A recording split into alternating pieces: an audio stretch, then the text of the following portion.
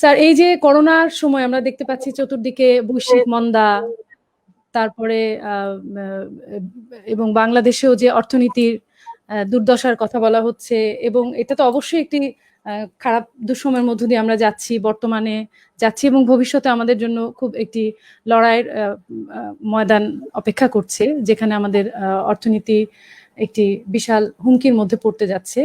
তো সেটা কিরকম, সেটা রূপরেখাটা কেমন, বা কি করলে আমরা এই পদ্ধতি থেকে বা এই অবস্থা থেকে উত্তরণ পেতে পারি, এটা যদি আপনি কোনো দিক নির্দেশনা দান করতেন বা একটু বলতেন আমাদের, তাহলে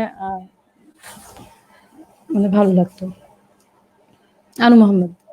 হ্যাঁ, প্রথমে সমগীতকে অভিনন্দন জানাই। আজকে তার এত বছর পার হয়েছে সমগীতের, এবং এই সময়টা সমগীত যেভাবে পার করেছে তার মধ্যে দিয়ে সমগীত শুধু সমৃদ্ধ হয় নাই, আমাদেরকেও সমৃদ্ধ করেছে। আর এটা হচ্ছে একটা লড়াইয়ের জায়গা, যেখানে গান, কবিতা, শিল্প একটা খুবই অপরিহার্য অংশ মানুষের লড়াইয়ে। সেখানে সেই লড়াইকে ভাষা দিতে গেলে শিল্পীদের ভূমিকা অনেক বেশি। সমগীত সেখানে একটা দায়বদ্ধতা নিয়ে কাজ করছে, এটা আমাদের জন্য খুব বড় একটা ভরসার জায়গা, এবং আশা করি সমগীত সামনে আরো সমৃদ্ধ ভূমিকা পালন করবে এবং অনুপ্রাণিত করবে মানুষকে। তো সমগীতের এই দিনটি, জন্মদিনটি একটা বৈশ্বিক দিবস, 1 মে, এবং এই বৈশ্বিক দিবসে আমরা একটা বৈশ্বিক সংকটের মধ্যে আছি। একটা বৈশ্বিক সংকটের মধ্যে বৈশ্বিক দিবস পালন করা, সেটা একটা নতুন অভিজ্ঞতা আমাদের জন্য, এবং সারা বিশ্বের সকল প্রান্তের মানুষ এখন যে সংকটের মধ্যে আছেন, একই রকম ভাবে সারা পৃথিবীর মানুষ একই ধরনের আতঙ্ক এবং ভয় ভীতি এবং অনিশ্চয়তার মধ্যে আছেন। এটা একটা অভূতপূর্ব অভিজ্ঞতা। তবে সব মানুষ যে একই রকম নাই, সেটা আমরা আবার বুঝতে পারি যে এই সংকটের মধ্যে যারা শাসক, কিংবা আমরা যদি সংক্ষেপে বলি, 1/4 বাংলাদেশের কথা বলি, যুক্তরাষ্ট্রের কথা বলি, বা পৃথিবীর 1/4 কথা বলি, সেই 1/4 আর বাকি যে 99 দুইয়ের অংশের করোনা হওয়ার সম্ভাবনা সবারই আছে, কিন্তু করোনা হওয়ার কারণ, উৎস এবং তার যে পরিণতি, সেটার মধ্যে একটা বড় ধরনের পার্থক্য আছে। যেমন ঘরে থাকতে বলা হচ্ছে, আমাদের দূরে থাকতে বলা হচ্ছে, কিন্তু বাংলাদেশের সংখ্যাগরিষ্ঠ মানুষের ঘরে থাকতে গেলে সেখানে খাবার থাকতে হবে, তার আগে ঘরটা থাকতে হবে। এখন ঘরই যদি না থাকে, ঘরে থাকার অবস্থা তো থাকে। তো সেই কারণে ঘরে থাকার জন্য আশ্রয়ের ব্যবস্থা করা এবং ঘরে যাতে থাকতে পারে সেজন্য খাবারের ব্যবস্থা করা, এটা না করার কারণে এই লকডাউন একটা প্রহসনে পরিণত হচ্ছে।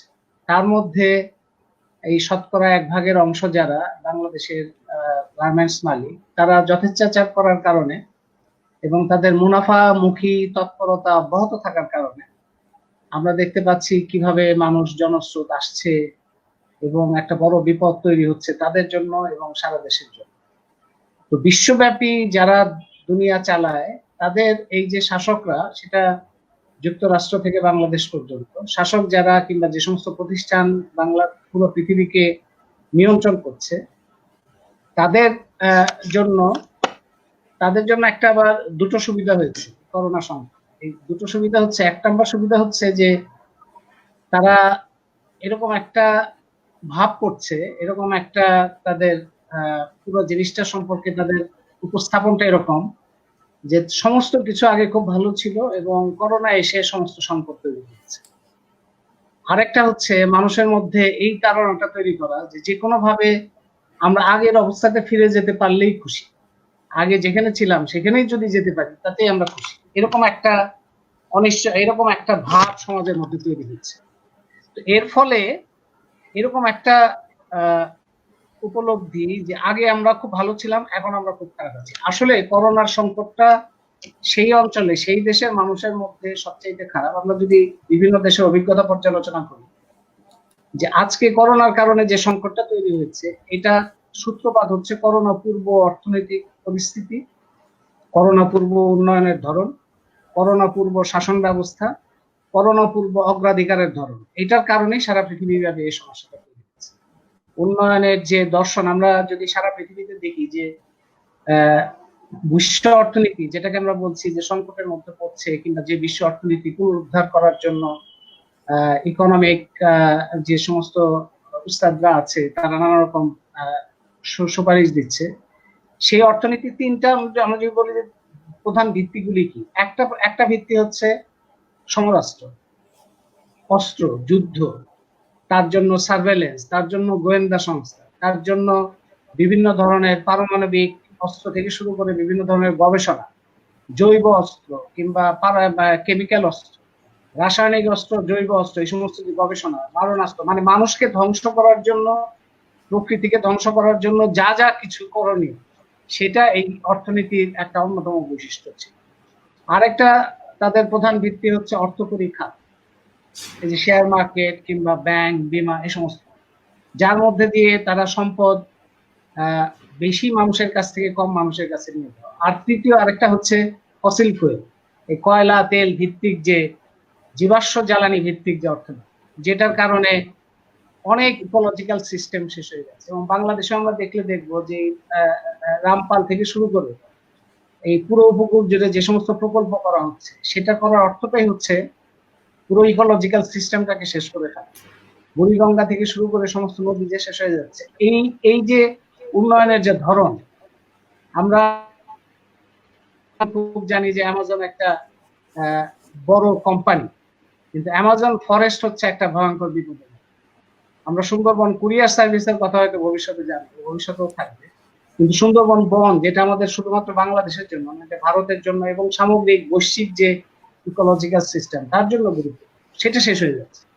উন্নয়নের এই ধরনের কারণে শেষ হয়ে যাচ্ছে। উন্নয়নের এই ধরনের কারণে বিপর্যয়, সেই বিপর্যয়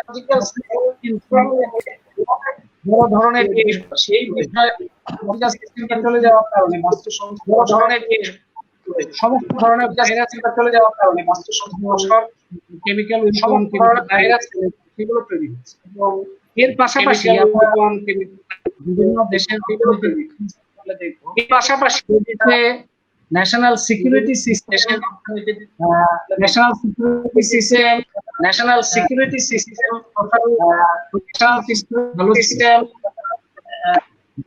যে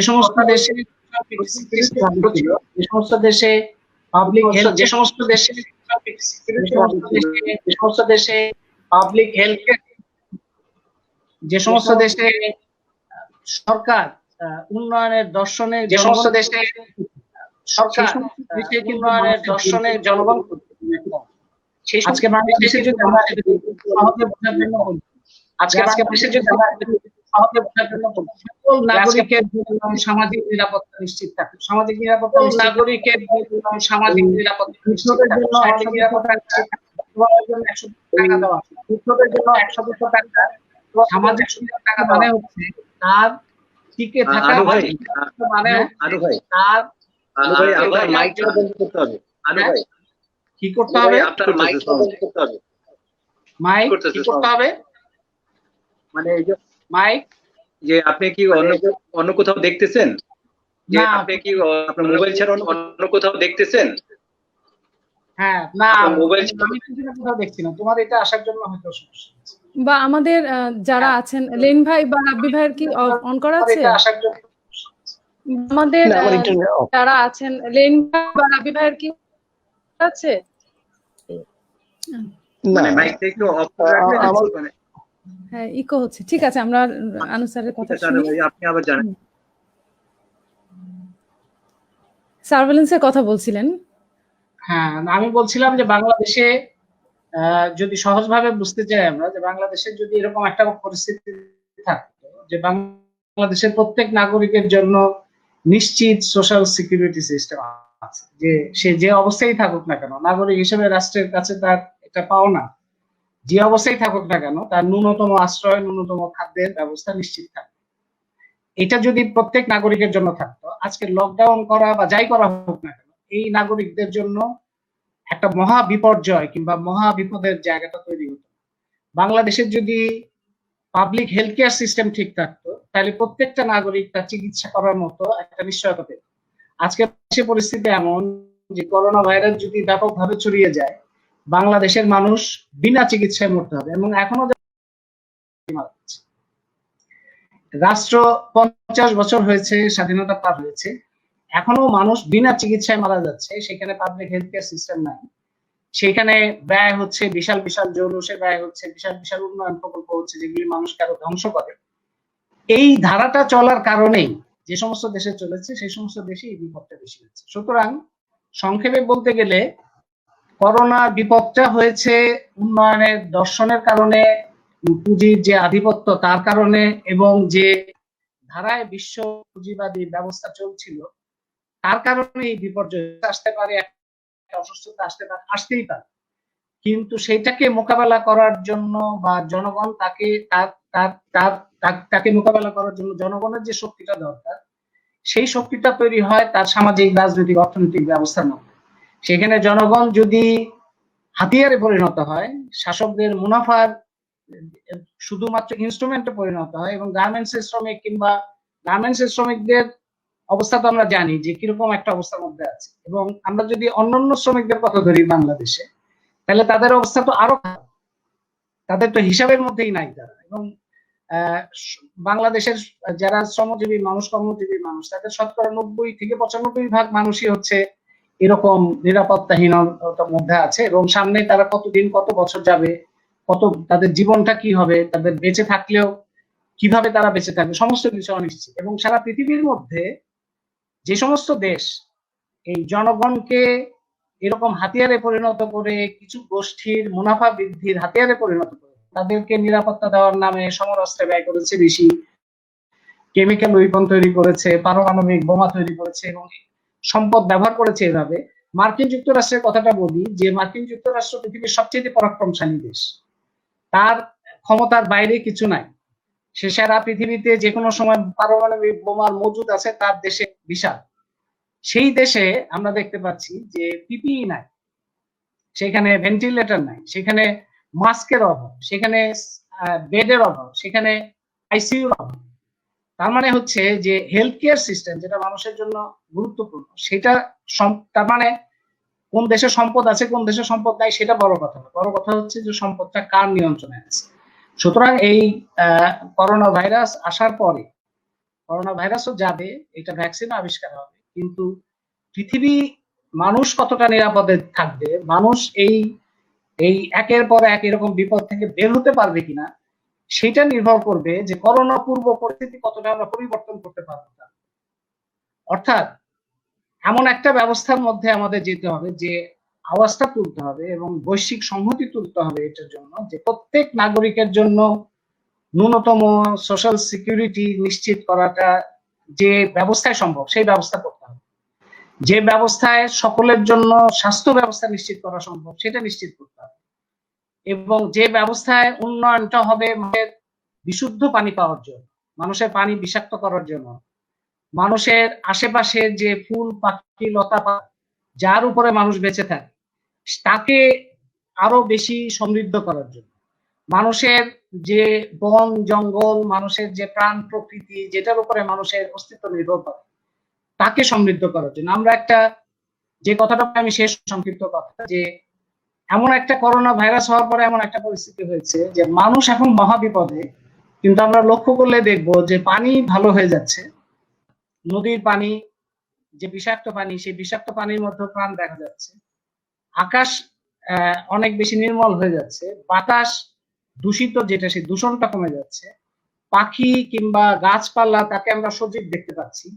তো আমরা কি ধরনের ব্যবস্থার মধ্যে ছিলাম, যে এমন একটা ব্যবস্থার মধ্যে ছিলাম যেখানে মানুষের যে আধিপত্য সেই আধিপত্য প্রকৃতিকে একটা ভয়ঙ্কর অবস্থার মধ্যে নিয়ে যায়, এবং এমন একটা অবস্থা হয় যখন মানুষ যখন মহাবিপদে থাকে তখন প্রাণ প্রকৃতি সজীব হয়ে ওঠে। এইরকম একটা ব্যবস্থা তো কোনো মতেই টেকসই হতে পারে না, এইরকম ব্যবস্থা কখনোই নিরাপদ হতে পারে না, এরকম ব্যবস্থায় মানুষ কখনো তার উন্নয়ন তাকে যেটাকে উন্নয়ন বলে শেখানো হচ্ছে সেটা কখনো তার উন্নয়ন নিশ্চিত করতে পারে না। সুতরাং এই উন্নয়ন দর্শন এবং যে ব্যবস্থা এরকম একটা উন্নয়ন দর্শনকে এরকম মানুষ প্রাণ প্রকৃতিকে ধ্বংসকে উন্নয়ন হিসেবে দেখায়, যে জ্ঞান দেখায়, যে দর্শন দেখায়, সেটাকে প্রত্যাখ্যান করবার শক্তিটা অর্জন করাটা হচ্ছে আমরা কতটা নিরাপদ বিশ্বের মধ্যে যেতে পারবো সেটার জন্য অপরিহার্য একটা শর্ত। তো আমি আশা করি যে করোনা ভাইরাসের মধ্যে দিয়ে মানুষের মধ্যে সেই উপলব্ধি আসছে, তরুণদের মধ্যে উপলব্ধি আসছে যে মানুষ এবং প্রাণ প্রকৃতি হচ্ছে অভিন্ন, এবং উন্নয়ন এবং তার যে বিকাশ, সেই বিকাশে মানুষ থাকতে হবে কেন্দ্রে, এবং মানুষ কেন্দ্রে থাকতে গেলে প্রাণ প্রকৃতিকে অবশ্যই তার হিসাবের মধ্যে নিতে হবে। তো সেইটা উপলব্ধি যত সজীব হয় এবং সেই উপলব্ধিটা শিক্ষিত বলে যারা দাবি করেন তাদের মধ্যে আসতে হবে প্রথম, কারণ সমস্যাটা তাদের মধ্যে দিয়ে তৈরি হয়। তারাই পরিকল্পনা করেন, তারাই নীতি প্রণয়ন করেন, তারাই বুদ্ধিবৃত্তিক চর্চা করেন, তারাই লেখালেখি করেন, এবং তাদের ভ্রান্তিটাই এই ধরনের ব্যবস্থাকে টিকিয়ে রাখতে সহায়তা করে। তাদের ভ্রান্তি কাটানোটাই, যে বুদ্ধিবৃত্তিক জগতে যারা থাকে তাদের ভ্রান্তি কাটানো এবং তাদের যে একটা বড় ধরনের ভুল, তাদের যে বড় ধরনের একটা প্রাণ প্রকৃতি এবং মানুষ বিরোধী অবস্থান, সেই অবস্থানে যত পরিবর্তন হয় এবং সেই বুদ্ধিবৃত্তিক জগৎ যত নিজেকে শিক্ষিত করতে পারে এবং নিজের জায়গাটা পরিষ্কার করতে পারে, তার উপরে নির্ভর করবে যে আমরা পরবর্তী বিশ্বকে কতটা নিরাপদ করতে পারবো এবং আমাদের ভবিষ্যৎ প্রজন্ম কতটা নিরাপদ। আমি এখানেই শেষ করি, সবাইকে ধন্যবাদ। ধন্যবাদ অধ্যাপক আনু মোহাম্মদ। আপনার কথার মধ্য দিয়ে এটা খুব পরিষ্কার যে আসলে আমরা পুরনো পৃথিবীতে আর ফিরে যেতে পারবো না, কারণ পুরনো পৃথিবী যদি সবটাই ঠিক থাকতো তাহলে আজকে এই করোনা পরিস্থিতি বা আজকে আমাদের যে দুর্ভোগ, এই বিশ্বব্যাপী যে একদম করে দেয়া, কাঁপিয়ে দেয়া এরকম অনিরাপত্তা বোধ, এটা আসলে আমাদের হতো না। আমাদের আসলে নতুন করে ভাবতে হবে, এবং এই নতুন করে ভাবনার জায়গাটা অত্যন্ত গুরুত্বপূর্ণ। আমি সেই জায়গা থেকে রফিউর রাব্বিকে একটা প্রশ্ন করতে চাই যে এই যে আমরা দীর্ঘদিনের মানব সভ্যতার যে প্রস্তুতি, এরকম মহামারী পৃথিবীতে আগেও এসেছে, তো এবারও আসছে, তো আমরা প্রতিবারই ভেবে নিয়েছি যে আমরা আসলে অনেক প্রস্তুত, আমরা আসলে মানব সভ্যতাকে সেই জায়গায় নিয়ে যেতে পেরেছি যেখানে আসলে আমাদের কলার ঝাঁকানো সম্ভব। সেই জায়গা থেকে আমরা যতবার বন্যা এসেছে আমরা ঝাঁপিয়ে পড়েছি, আমরা যারা নিজেদেরকে মনে করি মানুষের পাশে থাকার জন্য আমরা উপযুক্ত, কিন্তু আমরা দেখতে পাচ্ছি যে করোনা আসার পরে সমস্ত সংহতি যেন কোথায় ভেঙে চুরমার হয়ে গেল, আমরা কোথাও দাঁড়াতে পারছি না। তাহলে এই যে আমাদের সংহতিহীনতা, আমাদের যে দুর্বলতা, এই যে মানে সমাজ কাঠামোর মধ্যে এই যে আমাদের দুর্যোগ থেকে উত্তরণের যে আমাদের নিজেদের সাংগঠনিক সামাজিক যে শক্তি, সেই শক্তি আর কাজ করছে না। তাহলে আমাদের এবং এই যে আমরা এতদিন ধরে আন্দোলন করে আসছি, তারই বা কি দিশা হতে পারে? আমি আসলে রফিউর রাব্বির কাছে সেই প্রশ্নটাই রাখতে চাই। রাব্বি ভাই,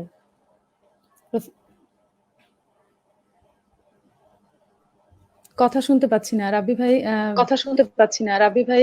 শোনা যাচ্ছে? হ্যাঁ, এখন শোনা যাচ্ছে। আচ্ছা, তো আমি শুরুতেই অভিনন্দন জানাই সমগীতের সাথে যারা জড়িত তাদের সকলকে, এবং সারা বিশ্বের মেহনতি মানুষকে আমি অভিনন্দন জানাই এবং স্মরণ করছি শ্রদ্ধা ভরে আমাদের সেই 1886 আজকের এই দিনে হেমার্কে যারা জীবন দিয়েছেন তাদের। আমি সাথে সাথে স্মরণ করছি রণজিৎ কুমারকে, যার হাত ধরে সমগীত যারা করছে তারা গড়ে উঠেছে। আজকে আসলে যে বাস্তবতায় সমগীত এই আয়োজনটি করেছে, আসলে আমরা প্রযুক্তির কারণেই আমরা এভাবে যুক্ত হয়েছি আজকে, এবং আজকে যে বিষয়টি স্পষ্ট করে আমাদের সামনে উন্মোচন করে দিয়েছে করোনা পরিস্থিতি, সেটি হচ্ছে পৃথিবীর সমস্ত কিছুই একটি অনুবন্ধনে আবদ্ধ। আমরা আমাদের এই পৃথিবীটাকে যতই বিভক্ত করি না কেন, আমরা কাঁটাতারের বেড়া দিয়ে, আমরা সীমানা প্রাচীর তুলে বিভক্ত করি না কেন, কিন্তু প্রকৃত অর্থে এর একটি আন্তঃসম্পর্ক, আন্তঃমিল রয়েছে। এবং করোনা বাস্তবতা এই বিষয়টা আমাদের সামনে উন্মোচন করেছে যে আমরা জাতিতে জাতিতে বর্ণে বর্ণে যে বিভাজন তৈরি করেছি, এই সবটি করোনা অস্বীকার করেছে। এবং যে বিষয়টি আমাদের সামনে তারা স্পষ্ট করেছে, এই যে হাজার হাজার কোটি টাকা যারা আজকে জমিয়ে তুলছে, দামি দামি গাড়ি বাড়ি যারা মজুত করেছে, এ সব কিছুই মূল্যহীন। এবং এই যে আমাদের দেশে যারা সরকারের ছিল বিভিন্ন সময়ে, তারা তো শুধুমাত্র হাতি কাশি তাদের উপসর্গ দেখা দিলেই তারা দেশের বাইরে ছুটে যায় এবং দেশে চিকিৎসা নেওয়ার তো তাদের প্রয়োজন নেই। কিন্তু আজকের বাস্তবতায় বিদেশে যাওয়ার আর কোনো তাদের বাস্তবতাও নাই, যেই জন্য তারা উপলব্ধি করতে হচ্ছে তাদের যে কি দুরবস্থায় তারা আমাদের এই চিকিৎসা ব্যবস্থাটাকে, আমাদের এই জাতির চিকিৎসা সেবাটাকে যে জায়গার মধ্যে তারা রেখেছে। আজকে ব্যাপার হচ্ছে যে আমরা ঘরে ফিরে গেছি এবং আমরা নিজ থেকে ঘরে ফিরিনি, আসলে আমাদেরকে ঘরে যেতে বাধ্য করা হয়েছে। এবং যে বিষয়টি সেটি হচ্ছে যে আমরা যা করেছি এই শুধুমাত্র আমাদের মানুষের, করোনা আমাদের চোখে আঙুল দিয়ে দেখিয়েছে যে এই বিশ্বটি শুধুমাত্র মাটির না, এই বিশ্বটির সমগ্র প্রাণীর সমান অধিকার রয়েছে। যাদেরকে আমরা অধিকার বঞ্চিত করেছি, আমরা নিজেরা এই বিশ্বটাকে দখল করেছি এবং যেনতেন ভাবে আমরা একে ব্যবহার করতে চেয়েছি। এবং করোনার এই বাস্তবতাটি আমাদেরকে দেখিয়েছে যে এই যে আজকে দেখছি আমরা মুমূর্ষ যে রোগীগুলোকে আমরা বাঁচাতে পারছি না অক্সিজেনের জন্য, আমাদের যে অক্সিজেন সিলিন্ডার সেইটি আমাদের ঘাটতি রয়েছে, আমাদের ভেন্টিলেশন নেই, অথচ আমাদের যে অফুরন্ত অক্সিজেন সেই এগুলো আমরা ধ্বংস করে ফেলছি, অরণ্য ধ্বংস করে ফেলছি। আজকে এই অবস্থাতে আমাদেরকে সিদ্ধান্ত নেওয়ার প্রয়োজন হয়েছে। আজকে এই যে দীর্ঘদিন ধরে আমরা যে বিষয়টি বলে এসেছি যে যুক্ত করো হে সবার সঙ্গে, মুক্ত করো হে বন্ধ, কিন্তু আজকে আমরা হাতে হাত মিলাতে আমরা সেখানে সংকুচিত, ভীত হচ্ছি। কিন্তু এইটি সত্য যে যদি আমরা হাতে হাত মিলাতে না পারি, পায়ে পা মিলাতে না পারি, কণ্ঠে কণ্ঠ মিলাতে না পারি, তাহলে প্রকৃত অর্থে আমরা আমাদের কাঙ্ক্ষিত এই বিশ্বটি আমরা পাবো না। আমরা প্রথম মহাযুদ্ধের পরেই যে বিষয়টি চেয়েছিল পুঁজিবাদী দেশগুলো, যে মানুষের মধ্যে একটা বিচ্ছিন্নতা বোধ তৈরি করা, বিভাজন তৈরি করা, করোনা সে বিষয়টি আমাদের স্পষ্ট করে দেখিয়েছে যে বিভাজন কি পরিমাণ সেখানে আমরা নিজেরাই তৈরি করেছি। এবং এই যে এলিয়েনেশন, এটা থেকে বেরিয়ে আসার জন্য আমাদেরকে নতুন যেই, আমি মনে করি না যে এখানেই আমাদের শেষ হয়ে যাচ্ছে, এখানেই ফুরিয়ে যাচ্ছে, এর থেকেই আমাদের একটা সূচনা হবে, শুভ সূচনা হবে। এবং কোনোভাবেই আমরা আর পুরনো সেই পৃথিবীতে ফিরে যাব না, যেতে আমরা চাই না। এবং সেই নতুন পৃথিবীর জন্য অবশ্যই নতুন বাস্তবতায় আমাদেরকে সিদ্ধান্ত নিতে হবে যে মারণাস্ত্র দিয়ে আমরা আমাদের নিজেদের রক্ষা করতে পারবো না। এই যে হাজার হাজার billion billion dollar, trillion dollar আমরা খরচ করে আমরা হাজার শত শত কোটি মানুষকে আমরা ক্ষুধার্ত রেখে আমরা কি পৃথিবীটা তৈরি করলাম। আজকে যারা আমাদের সেখানে বিভিন্ন দেশের মন্ত্রী, প্রধানমন্ত্রী থেকে শুরু করে প্রেসিডেন্ট থেকে শুরু করে তারা আক্রান্ত হচ্ছে, মৃত্যু তার মুখোমুখি তারা হচ্ছে। আমাদের দেশের সাংসদ মন্ত্রী যারা, তারা ঘরের ভিতরে ঢুকে গেছে। কেন? এই হাজার হাজার কোটি টাকা তাহলে কি কাজে তাদের দিল? আর যাদের বিত্ত নাই, বৈভব নাই, যাদের খাবার নিশ্চয়তা নাই, তারা ঘর থেকে বেরিয়ে এসেছে। তাদেরকে করোনা ভয় তাকে তাদের ভীত করেনি। এবং এই যে আমাদের এই শিক্ষাগুলো থেকে আমাদের নতুন অবশ্যই কিছু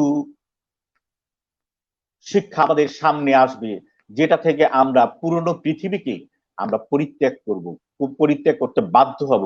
নতুন পৃথিবীতে আমরা সেখানে অবশ্যই যাব এবং সবার জন্য সম্মিলিত আমাদের যেই পৃথিবী, সকলের জন্য যে পৃথিবী, মানুষের জন্য, সকল প্রাণীর জন্য, পশুদের জন্য, পাখিদের জন্য, সেই পৃথিবীটা আমরা সেখানে গড়ব।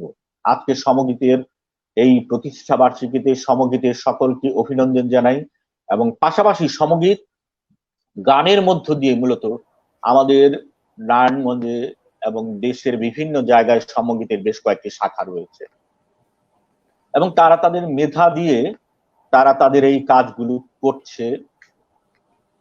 একটা সময় তাদের কিছু প্রকাশনাও বের হতো এবং তারা গানের সিডিও সেখানে বের করেছে, এবং এই কর্মগুলোর মধ্য দিয়ে তারা নতুন একটা পৃথিবী গড়ার যে সংগ্রাম, যেই প্রত্যয়, সেটার সাথে তারা যুক্ত থেকেছে। আজকে তাদের এই প্রতিষ্ঠা বার্ষিকীতে তারা সেই প্রত্যয় আবার সেখানে ঘোষণা করবে, সেই প্রত্যাশা রাখি। ধন্যবাদ। ধন্যবাদ রফিউর রাব্বি। ধন্যবাদ রফিউর রাব্বি, আমাদের দীর্ঘদিনের পথ চলার বন্ধু। আমরা আসলে সত্যি নতুন করে আন্দোলনের দিশা আমাদেরকে শিখতে হবে, তৈরি করতে হবে। আমারটা তো ঠিক আছে, যান্ত্রিক সহযোগিতা আছে আমাদের সমগীতের আমির। এই বিষয়টা একটু দেখবেন, হ্যাঁ বিথি যা বলছিলেন। হ্যাঁ, আমাদের আমরা আসলে আর আন্দোলনের নতুন পথ, নতুন দিশা, আমরা আসলে আর আমাদের আন্দোলনের নতুন পথ, নতুন দিশা, আমি আবারও ইকো শুনতে পাচ্ছি। করতে হবে। আমি আবারও ইকো শুনতে পাচ্ছি। আমির একটু দেখবে? আমির এখন ঠিক আছে, এখন ঠিক আছে। তো আমাদের সাথে তখন আমি তাসলিমা আক্তারকে প্রশ্ন করছিলাম, আসলে তখন লাইনটা কেটে গেল। ঠিক আছে, এখন অমলদা আমার কথা শোনা যাচ্ছে? হ্যালো অমলদা, কথা শোনা যাচ্ছে? হ্যাঁ, শুনতে পাচ্ছি। আর আমরা যেহেতু আলোচনাটা সময় ধরে আমাদের চলবে এই অনুষ্ঠানটা, তো আমরা আমাদের সম্মানিত অতিথি, বিশেষ করে আনু মোহাম্মদ এবং রফি রাব্বি, ওনাদেরকে আমরা বিদায় জানাতে পারি, কারণ এতক্ষণ ধরে ওনাদের লাইনে থাকাটা একটু কষ্টকর ওনাদের। হ্যাঁ, তো আমাদের আনুষ্ঠানিকভাবে তাদেরকে ধন্যবাদ জানিয়ে তাদেরকে আমরা বিদায় জানাতে পারি, যে ওনাদের যদি ইচ্ছে হয় তাহলে ওনারা থাকলেন আমাদের সাথে, কিন্তু বাধ্যবাধকতা না থাকুক। আমরা ওনাদের প্রতি ভীষণ কৃতজ্ঞতা জানাচ্ছি, and আমাদের আসলে অনেকেই ঢুকবেন বের হবেন, কৃতজ্ঞতা জানাচ্ছি, এবং আমাদের আসলে অনেকেই ঢুকবেন বের হবেন। তো সেই ক্ষেত্রে আপনারা আমাদের সাথে এতক্ষণ ছিলেন, আমরা আপনাদের প্রতি ভালোবাসা জানাই। আমরা জানি আমাদের দীর্ঘ আরো চলার পর আপনারা আমাদের সাথে থাকবেন। তো আমরা আবার আলোচনায় ঢুকে যাই। আমাদের সাথে আছেন এই মুহূর্তে ডক্টর লেলিন চৌধুরী, আছেন তাসলিমা আক্তার, শ্রমিক সংগঠনের নেতা। তো আমরা আসলে লেলিন ভাইয়ের কাছে আসি।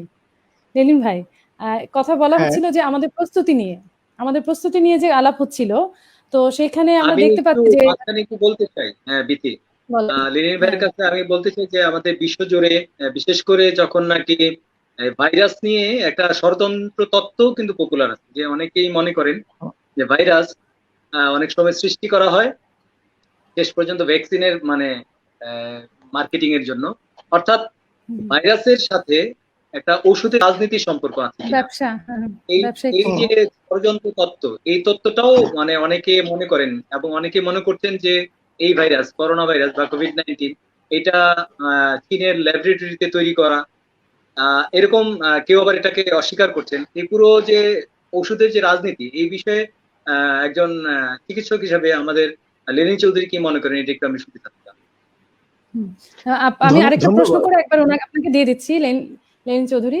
সেটা হচ্ছে যে আমাদের এই যে বারবার করে বলা হচ্ছে যে আমাদের সমস্ত প্রস্তুতি ছিল, আপনি নিজে একজন চিকিৎসক হিসাবে যখন মাঠে কাজ করছেন, আমরা জানি যে আপনি প্রচুর কাজ করছেন, আপনার নিজে হেলথ অ্যান্ড হোপ হাসপাতালের মধ্য দিয়ে আপনার একটা সার্ভিস আপনি দিয়ে যাচ্ছেন, আপনি এবং আপনার সমস্ত কি বলে চিকিৎসক পরিবার। তো সেইখানে যে আপনারা কি আসলে এই ঘাটতিটা আসলে ঘাটতি ছিল কি ছিল না, সেটার কি বোধ করছেন আর কি, সে আপনার অনুভূতিটা কি? এই দুটো বিষয় আসলে আমাদের ওষুধের রাজনীতি এবং এই দুটো বিষয় নিয়ে বলতেন। শেষ প্রশ্নটাকে দিয়ে আমি শুরু করছি। ঘাটতি ছিল কি ছিল না, এটি বোধহয় বলাটা বাহুল্য। এই দেশের প্রতিটি মানুষ তার নিজের জায়গা থেকে দেখেছে যে করোনার বিরুদ্ধে যুদ্ধে যে চিকিৎসার প্রয়োজন, যে আয়োজনের প্রয়োজন, তার ভগ্নাংশ আমাদের নাই। অতএব এটি দিয়ে বোধহয় সময় ক্ষেপণ না করে আমি অমল আকাশের প্রশ্নটির দিকে যাচ্ছি। এটি পৃথিবীব্যাপী আলোচিত একটি খুব গুরুত্বপূর্ণ বিষয় যে করোনা ভাইরাস কোভিড-19 এটি ল্যাবরেটরিতে তৈরি কি না। মূলত আমি দুটো জায়গায় বলছি। এটি নিয়ে এটি যে ল্যাবরেটরিতে তৈরি, এর পক্ষে সবচেয়ে জোরালো বক্তব্য রেখেছেন একজন জাপানি নোবেল জয়ী ভাইরোলজিস্ট, মাইক্রোবায়োলজিস্ট। এবং আবার এর বিপক্ষে তথ্য হচ্ছে যে যতগুলো ল্যাবরেটরিতে উহানের থেকে আবিষ্কৃত যে ভাইরাসটি কোভিড-19, এর জেনোম মানে জিনের সিকোয়েন্স, এটাকে অ্যানালাইসিস করা হয়েছে, কোথাও কিন্তু এটি ল্যাবে তৈরি এরকম কোনো লক্ষণ পাওয়া যায়নি, বরঞ্চ এটি প্রকৃতিতে তৈরি সেই লক্ষণটাই পাওয়া গিয়েছে। এক্ষেত্রে আমাদের যেটি মনে রাখতে হবে সেটি হচ্ছে এটি তাহলে মানুষের কেন হলো। একদম পৃথিবীর শুরুর সময় থেকেই মানুষ, অন্যান্য প্রাণী, বৃক্ষ এবং অণুজীব এবং জড় যে পদার্থগুলো আছে এদের মধ্যে একটি ভারসাম্য রয়েছে। যখন ভারসাম্যটি লঙ্ঘিত হয় তখন এই পুরো চক্রের কেউ না কেউ বিদ্রোহ করে বসে। যেমন ধরুন একটি বন, সেখানে বাঘ বাস করে, এই বাঘের খাবারের জন্য প্রচুর খাদ্য সেখানে রয়েছে, তাহলে কিন্তু বাঘ বন থেকে বেরোয় লোকালয়ে এসে আক্রমণ করবে না। কিন্তু যখন তার খাদ্যগুলো শেষ হয়ে যাবে তখন কি ঘটবে? তখন সে কিন্তু লোকালয়ের দিকে আসবে। আমরা জানি কোভিড-19 করোনা পরিবারের একটি ভাইরাস পরিবার, সেই পরিবারের একটি সদস্য, এবং এটি সাধারণত পশু পাখিতে রোগ তৈরি করে। করোনা ভাইরাস পরিবারের 200 সদস্য পশুতে পাখিতে রোগ তৈরি করছে। এর মধ্যে পথ ভুলে অর্থাৎ মানুষকে সংক্রমণ করেছিল এর আগে 6টি ভাইরাস, আর এটি হচ্ছে 7ম ভাইরাস, যেটি পরিবর্তিত পরিবেশ এবং প্রকৃতির কারণে তার স্বভাবটা বদলে মানুষকে আক্রমণ করে। এখানে ভ্যাকসিন অথবা ওষুধ তৈরির রাজনীতি রয়েছে কি নাই, এ কথাটি বলতে গেলে আমাকে আনু মোহাম্মদের কথায় যেতে হয়।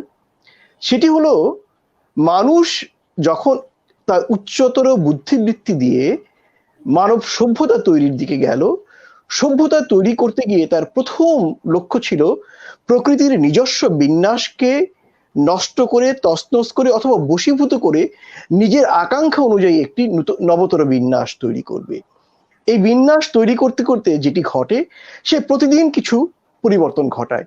এই পরিবর্তনটা, যদি এটাকে আমরা পরিমাণগত পরিবর্তন বলি, একটি বিশেষ পর্যায়ে পৌঁছে যাওয়ার পর এটা কিন্তু গুণগত পরিবর্তন তৈরি করে, অর্থাৎ প্রকৃতি তখন উল্টো আঘাত করে। সেই আঘাতে কিন্তু কখনো করোনা, কখনো প্লেগ, কখনো স্মল পক্স, কখনো স্প্যানিশ ফ্লু ইত্যাদি ইত্যাদি অনেক রোগ আসে। শুধু রোগ না, সাথে বন্যা, টর্নেডো, অনেক কিছুই তৈরি হয়। তো ফলে যেটি দাঁড়ায়, আমি বলবো মানুষের সভ্যতায় অনেক মহৎ মহৎ মাইলস্টোন, মাইল ফলক যুক্ত হয়েছে, তেমনি কিন্তু কতগুলো খুব নেতিবাচক কালো মাইল ফলক যুক্ত হয়েছে। তার একটি হচ্ছে মানুষ যেদিন লেনদেন করতে শিখলো, এই লেনদেন করে শিখার মধ্য দিয়ে কিন্তু আজকের পণ্য বিনিময় হয়ে আজকের ব্যবসা এবং মুনাফা। যখন মুনাফা মানুষকে প্রলুব্ধ করলো, তখন কিন্তু মানুষ যে কাজটি করলো তার মানবিক দায়িত্ববোধের জায়গা থেকে সরে এসে সে মুনাফা ভিত্তিক জীবন, ভাবনা, দর্শন, শিল্প, সংস্কৃতি সব চর্চা করা শুরু করলো। যে কারণেই কিন্তু মাইকেল অ্যাঞ্জেলো অথবা দা ভিঞ্চির একটি ছবি কখনো $10 মিলিয়ন বিক্রি হয়, কারণ এটি পণ্য মূল্যে এখন নির্ধারিত, সৌন্দর্য মূল্যে না। ঠিক এরকম ভাবেই কিন্তু যেটি ঘটলো, মানুষের কাজের জন্য রোগ তৈরি হলো। রোগের মূল কারণটিকে দূর না করে সভ্যতা মানুষ করলো কি, সেই রোগটাকে সারানোর ওষুধ তৈরি করা শুরু করলো। ওষুধ তৈরি করে সে দেখলো এটি 10 টাকায় তৈরি করে যদি 20 টাকা বিক্রি করতে পারি, 10 টাকা আমার মুনাফা হয়। সে মুনাফার ফাঁদে পড়ে বারবার একই রোগের জন্য অনেকগুলো ওষুধ তৈরি করা শুরু করলো। তারপরে এলো, ঠিক আছে, ওষুধ তৈরি করে শেষ করা যাচ্ছে না, বেঁচে তো থাকতে হবে, অতএব ভ্যাকসিন তৈরি করা হোক। আমরা দেখি একটি শিশু জন্মের পর থেকে তার শরীরে যতগুলো সুই বিদ্ধ করা হয়, এটাকে অনেকটা কি বলবো, ওই মোরব্বা বানানোর সময় গ্রামে আমাদের মা চাচিরা মোরব্বা বানানোর সময় সুই দিয়ে খুঁচিয়ে খুঁচিয়ে ধারালো কিছু খুঁচিয়ে খুঁচিয়ে চাল কুমড়ার শরীরটাকে একদম ক্ষত বিক্ষত করে দিত। আমরা কিন্তু ক্রমাগতভাবে ভ্যাকসিনের নামে একটি মানব শিশুকে সেদিকে নিয়ে যাচ্ছি। ফলে মানে নিশ্চিতভাবেই আমরা ব্যবসায়ের মুনাফার ফাঁদে পা দিচ্ছি। এবং যেখানে চিকিৎসাটা কেমন হওয়া ছিল, কিছু অর্বাচীন মানুষ আছে পৃথিবীতে, হয়তো আমিও তাদের একজন, তারা প্রচার করে আসছেন মানুষের স্বাস্থ্য, প্রাণীর স্বাস্থ্য, বৃক্ষের স্বাস্থ্য একই সূত্রে গাঁথা। মানুষের স্বাস্থ্যকে ভালো রাখতে হলে প্রাণী এবং বৃক্ষের স্বাস্থ্যকে ভালো রাখতে হবে। আর প্রাণী, বৃক্ষ, মানুষের স্বাস্থ্য ভালো রাখতে হলে মাটির স্বাস্থ্য, পানির স্বাস্থ্য, বায়ুর স্বাস্থ্য, পাহাড়ের স্বাস্থ্য, বনের স্বাস্থ্য সবগুলোকে ভালো রাখতে হবে। অর্থাৎ চূড়ান্ত অর্থে বলতে পারি প্রকৃতির নিজস্ব ভারসাম্যকে রক্ষা করতে হবে। স্বাস্থ্য বিজ্ঞানে একটি কথা আছে, রোগ কাকে বলে এবং সুস্থতা কাকে বলে। সুস্থতাকে বলা হচ্ছে যখন পরিবেশ, রোগ সৃষ্টিকারী জীবাণু এবং মানুষ এর মধ্যে ভারসাম্য রক্ষিত হবে, তখন এটি হবে স্বাস্থ্য। এই ভারসাম্যটি লঙ্ঘিত হলে তখন সেটি অসুখে পরিণত হবে, অর্থাৎ রোগ তৈরি করার মতো পরিবেশ তৈরি করতে হবে। এ কারণেই কিন্তু আমি যেটি বলেছিলাম, লেনদেন শুরু করার থেকে যে সভ্যতার যে অভিযাত্রার একটি অপদিক তৈরি হয়েছিল, সেখান থেকে রবীন্দ্রনাথের ভাষায় বলতে পারি, এবার ফেরাও মোড়ে। কোন দিকে ফেরাতে হবে? মানুষের দিকে। মানুষের দিকে ফিরতে হলে প্রাণীর দিকে ফিরতে হবে, প্রাণীর দিকে ফিরতে হলে বৃক্ষের দিকে ফিরতে হবে। এবং বৃক্ষ মানে প্রত্যেকটি অণুজীব, ক্ষুদ্রাতি ক্ষুদ্র জীব এবং একখণ্ড মাটির থেকে শুরু করে হিমালয়ের স্বাস্থ্য, পানির স্বাস্থ্য, বায়ুর স্বাস্থ্য, ওজনের স্বাস্থ্য সব দিকে ফিরতে হবে। যদি না আমরা এরকম একটি সামগ্রিক দৃষ্টিভঙ্গি, যেটাকে ইংরেজিতে বলি আমরা হলিস্টিক অ্যাপ্রোচে মানুষের স্বাস্থ্য সুস্থতাকে আমরা দেখতে না পারি, তাহলে যেটি হবে, আমরা একের পর এক ভ্যাকসিন তৈরি করব, শত শত ওষুধ তৈরি হয়েছে, আরো লক্ষ লক্ষ ওষুধ তৈরি হবে, এবং প্রতিটি ওষুধ মানুষের জীবন, সুস্থতা, মৃত্যুতা, আবেগ ইত্যাদিকে পুঁজি করে একের পর এক মুনাফার পসরাকে, থলিকে ভারী করবে, এবং মানুষেরা সেই মুনাফার কাছে আরো বেশি অসহায় হয়ে যাবে, এবং মুনাফা ততোধিক প্রবল বেগে সে নতুন নতুন সমস্যা তৈরি করে মানুষের চারদিকে ফাঁদ ফেলবে, এবং সেই ফাঁদ থেকে মুক্ত করার নামে তারা নিজেরাই ঔষধ এবং নানা জাতীয় প্রতিকার তৈরির চেষ্টা করবে। মূলত ইংরেজিতে বলি আমরা ভিসিয়াস সাইকেল, একটি চক্রাকার প্রক্রিয়া, যে প্রক্রিয়া থেকে বের হওয়ার জন্য প্রথমেই আমাদের লেনদেন, মুনাফা ভিত্তিক লেনদেন, এখান থেকে বেরিয়ে আসতে হবে। এজন্যই বলি চূড়ান্ত অর্থে মানুষের সুস্থতা হচ্ছে একটি রাজনৈতিক সিদ্ধান্ত, এবং যে সিদ্ধান্তের পেছনে থাকবে মূলত অর্থনীতি।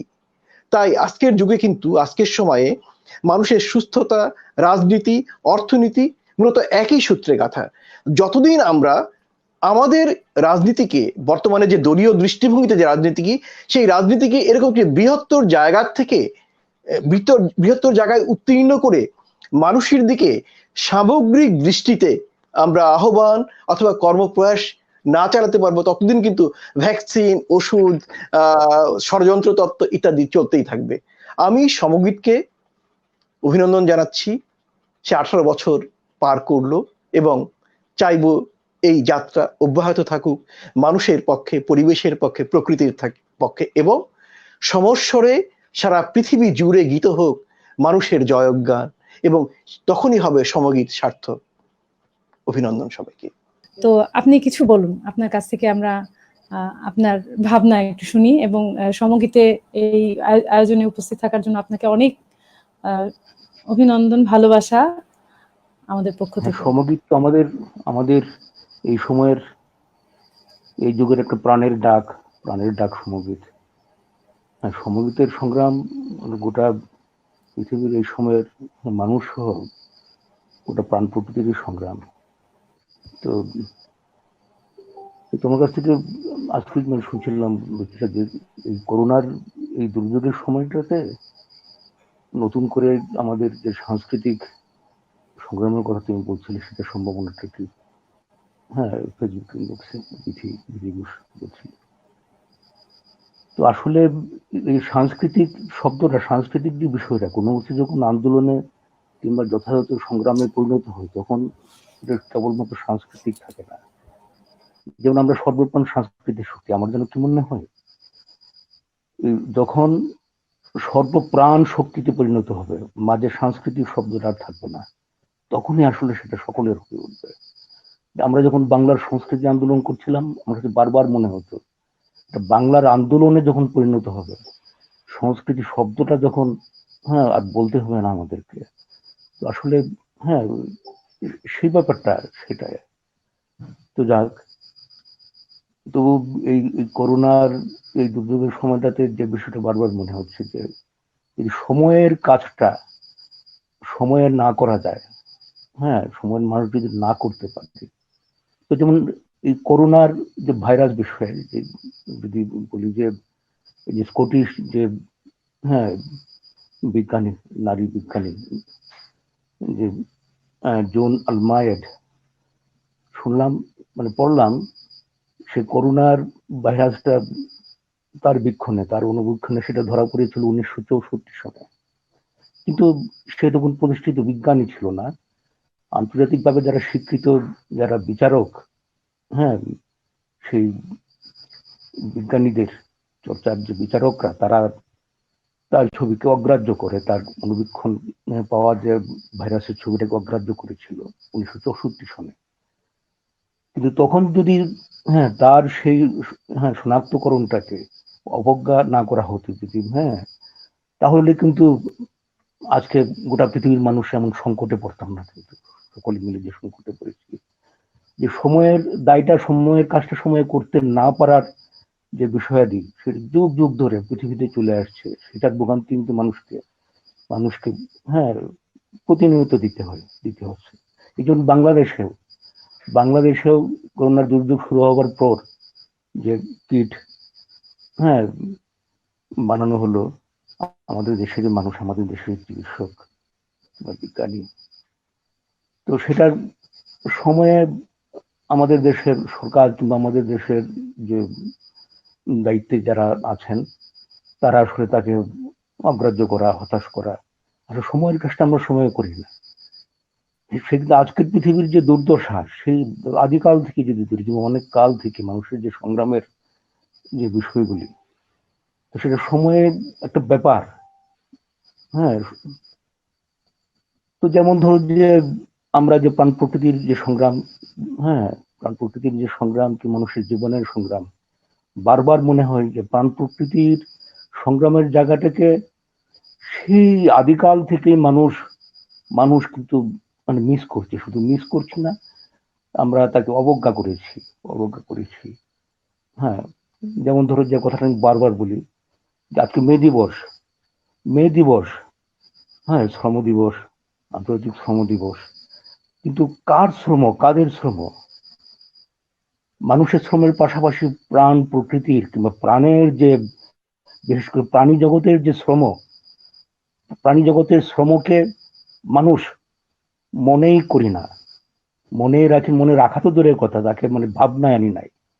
সেই গরুটার কথা আমরা ভাওয়া গান ভালোবাসি, যে সমগীতের যে সঙ্গীত বিষয়ক যে পত্রিকা, সেখানে আমি লিখেছি, হ্যাঁ, যে যে ভাওয়া গান আমাদের প্রাণের গান, কিন্তু যে গারোয়ান ভাওয়া গানটি, হ্যাঁ, গাইতো, সে যদি গরু, যে শ্রমিক, তার শ্রমের কথা যদি মনে ধারণ করতো, তাহলে কিন্তু প্রাণ প্রকৃতির, হ্যাঁ, জায়গাটা আরো কত প্রাণবন্ত থাকতো, এভাবে অকাতরে মানে জীবন বলি হতো না যুগ যুগ ধরে। সেই স্পার্টাকাস যেমন দাসদের নিয়ে, দাস প্রথা থেকে মুক্তির জন্য যুদ্ধ করেছে, লড়াই করেছে, হ্যাঁ, তো সেই স্পার্টাকাস যদি, যে ঘোড়ার পিঠে চড়ে যুদ্ধটা করেছে, সে যদি ঘোড়াটার কথা ভাবতো, হ্যাঁ, ঘোড়ার মুখে লাগাম পরে তার পিঠে চড়ে যুদ্ধ করেছে স্পার্টাকাস দাসদের জন্য। তো এইভাবে অনেক মানুষ আমরা মিস করি, আমরা যার পিঠে চড়ে, যার কাঁধে চড়ে বয়ে বেড়ায়, তাকে আসলে আমরা মিস করি। এমনকি আমাদের, হ্যাঁ, সাধক লালন ফকির তিনি সাদা ঘোড়ায় চড়তেন। কিন্তু লালনকে নিয়ে যতটুকু জেনেছি ভেবে দেখেছি, তিনি জগৎ জীবন নিয়ে অনেক কথাই বলেছেন, কিন্তু সেই ঘোড়াটির কথা তিনি হয়তো ভেবেছেন, কিন্তু তার গানে কিংবা তার কথায়, তার বয়ানে সেই ঘোড়াটির কথা আসেনি। এমন অনেক কিছুই, অনেক কিছুই। আমাদের মহান দার্শনিক, আমাদের প্রেরণার লেখক, নায়ক কার্ল মার্কস মানুষের মুক্তির কথা বলেছেন, শ্রমের মুক্তির কথা বলেছেন, কিন্তু সর্বপ্রাণ প্রকৃতির যে শ্রম, সেই কথাটি তার মতো মহিয়ান মানুষকেও কিন্তু কেন জানি মানে ভাবতে পারেন নাই। সেটা মানুষের একটা লিমিটেশন। আমাদের আমরা যে করোনার দুর্যোগের কথা বলছি, সাংস্কৃতিক সংগ্রাম কিভাবে আগে, আমরা যদি মিস করি, বুঝতে যদি ভুল করি, কথা বলতে যদি আমরা সে গড্ডালিকা প্রবাহে ভেসে যাই, সে মুখস্থ কথা, মুখস্থ সংলাপ, মুখস্থ গান, মুখস্থ আড্ডাবাজির মাঝ দিয়ে আমরা যদি প্রকৃত সত্যটাকে আড়াল করি, তাহলে কিন্তু সেই এই করোনা কালে আজকের মানুষের যে সংগ্রাম, যেটা কিন্তু সাংস্কৃতিক সংগ্রাম বলতেছে, আমরা বলার চেষ্টা করছি, তো সেটা কিন্তু আসলে হবে না। আমরা কিন্তু যুগ যুগ ধরে মানুষ অনেক দুর্যোগ, অনেক লড়াই, অনেক সংগ্রামে আমরা রত হই, আমরা অবতীর্ণ হই, যুদ্ধ করি, বাঁচি, মরি, কিন্তু বাঁচা মরার মাঝ দিয়ে কিন্তু আমরা অনেক কিছুকে আড়ালে আবডালে রেখেছি। সেটা একটু ব্যাপার। যাই হোক, সেই জন্য আমরা আমরা আমাদের নিজেদের জীবনের চর্চার জায়গা থেকে আমরা যে গানগুলি আমরা গেয়েছি, সেটা আমি ভেবে দেখেছি যে আসলে গানগুলি আমরা ঠিকই গিয়েছিলাম। হ্যাঁ, আমরা গিয়েছি 7টা শঙ্খ একবারে বাজাবো, আমরা গিয়েছি শঙ্খ যাইও বন্ধুর বাড়ি, শঙ্খ কইও তুমি তারি। একজন ব্যক্তি, একান্ত ব্যক্তি থেকে একদম সমষ্টির যে জায়গাটা, গোটা সকলের জায়গাটা, সকল স্বর, সকল সুর, সকলের আর্তনাদ, সকলের চাওয়া, সকলের স্বপ্নের কথা, সকলের আকাঙ্ক্ষার কথা ব্যক্তির সঙ্গে, হ্যাঁ, কিংবা যে কোনো অস্তিত্ব, যে কোনো প্রাণীর সঙ্গে মিলিয়ে মিশিয়ে আমরা আসলে একটু ভাববার, গাইবার আসলে চেষ্টাটা আমরা করেছি আমাদের বোধনের জায়গা থেকে। যাই হোক বন্ধুরা, তো আমরা যেন মিস না করি গোটা পৃথিবীর সেই পৃথিবীর যে প্রচলিত যে ধারাগুলি আছে, সে রাজনীতিতে হোক, সংস্কৃতিতে হোক, চিন্তাই হোক, দর্শনে হোক, জীবনযাপনে হোক, তারা মিস করলে, তারা ভুল করলে আমরা যেন ভুল না করি, আমরা যেন মিস না করি। সমগীতের কাছে আছে, সমগীতের জন্মদিনে, মে দিবসের দিন আসলে, হ্যাঁ, এই দিনটা গুরুত্বপূর্ণ আমার কাছে, গুরুত্বপূর্ণ। সমগীতের জন্মদিন আমি আজকে দুপুরেও বলতেছিলাম যে গার্মেন্ট শ্রমিক সংহতির আড্ডায়, যে আসলে যদি আমরা বাংলাদেশের ছোট্ট একটা গরিব দেশের মানুষ হতে পারি, কিন্তু আমাদের চিন্তার জায়গাটা কিন্তু গরিব নয়, দরিদ্র নয়, অবশ্যই নয়। আমরা যে চিন্তা, আমাদের যে যে বিষয় ভাষা আছে, উপলব্ধির জায়গা আছে, আমরা আসলে সারা পৃথিবীকে, সারা পৃথিবীর যন্ত্রণাকে, তার আকাঙ্ক্ষাকে, তার উপলব্ধিকে, তার ভাষাকে আমাদের আসলে, হ্যাঁ, আমাদের মানে একেবারে আপ্রাণ তা জাগিয়ে রাখা উচিত। যাই হোক, সমগীতের জন্মদিনে অবশ্যই সমগীতের সকলকে শুভেচ্ছা, ভালোবাসা, এবং আমি নিজেও খুব উদ্বুদ্ধ হই সমগীতের দিকে তাকিয়ে, এবং আমাদের বিশেষ করে গানের বন্ধুরা, হ্যাঁ, এখানে কৃষ্ণকলিকে দেখছি, অর্ককে, অরূপ রাহিকে দেখছি, সায়নকে দেখছি, মৌসুমী ভূমিকে দেখলাম, আমাদের প্রিয় স্যার আনু মোহাম্মদ, রাব্বি ভাই, অনেককেই দেখলাম, কথা শুনলাম, যদিও খুব জট, আমার কথা ভেঙে ভেঙে আসছিল, ছবি ভেঙে ভেঙে আসছিল, কিন্তু সেটাই আমাদেরকে মিস করা যাবে না, অবশ্যই না, আমরা মিস করতে পারি না। হ্যাঁ, অবশ্যই পাল্টাগাছ, মার্কস কিংবা সকলের কাছেই আমরা মানে শুধু কৃতজ্ঞ নই, আমাদের প্রেরণার ডাকনাম তারা। আর জগতে যা যা আছে, সম্পূর্ণ সকল কিছুর মাঝ থেকেই আসলে প্রেরণা নেবার আছে। যাকে ভালোবাসা থাকলো সবাই, অবশ্যই এই আমাদের মানে দেখা হবে, শুধু দেখা না, আমাদের নিজেদের ভাষা নিয়ে, গোটা চরাচরের ভাষা নিয়ে আমাদেরকে আসলে মাঠে নামতে হবে, পথে নামতে হবে, জীবনে নামতে হবে, জীবনের যুদ্ধে নামতে হবে। বন্ধুরা, সবাইকে ভালোবাসা থাকলো। সঙ্গীত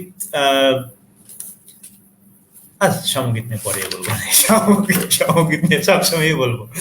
আচ্ছা, আগে এটি আলাপ করি, যেটা প্রশ্নটা আপনারা দুজনে করলেন। প্রথমত হচ্ছে যে আমরা যে এখনো পর্যন্ত আমরা প্রকৃতি বলতে যেটা বুঝি, এবং প্রাণ প্রকৃতি বলতে এই শব্দ দুইটা জোড়া দিয়ে যে শব্দ বন্ধ, সেটা দিয়ে আমরা যা বুঝি,